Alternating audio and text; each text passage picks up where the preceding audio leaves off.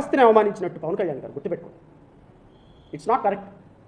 తిరుమల తిరుపతి దేవస్థానంలో మీకు సంబంధం లేని అంశం మీరు అధికారికంగా ఒక ప్రకటన చేసి దీని మీద ఇన్వెస్టిగేషన్ ఆర్డర్ చేస్తున్నాం, కల్ప్రిట్స్ ఎవరో పట్టుకుంటాం, భవిష్యత్తులో ఇలాంటివి జరగకుండా మాట్లాడతామని చెప్పాలి. కానీ సనాతన ధర్మం, ఎస్సీ ఎస్టీలు, క్రిస్టియన్లు వాళ్ళు చేస్తే మీరు ఊరుకుంటారా, వీళ్ళు వస్తే ఊరుకుంటారా, వాళ్ళు వస్తే ఊరుకుంటారా అంటే కుల మతాల మధ్య చిచ్చు పెట్టేటువంటి ఒక ఉప ముఖ్యమంత్రి ఈ రాష్ట్రంలోకి వచ్చాడు అంటే ఐ ఫీల్ వెరీ బ్యాడ్.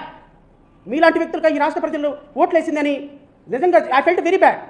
మీరు రాష్ట్రంలో ఎంతమంది జనసేన కార్యకర్తలు ఉన్నారో ఏంటో నాకు తెలియదు, కానీ కాస్త ఎవరైనా కాస్త కామన్ సెన్స్ ఉన్న వాళ్ళు ఇలా ఉప ముఖ్యమంత్రికి చెప్పండి.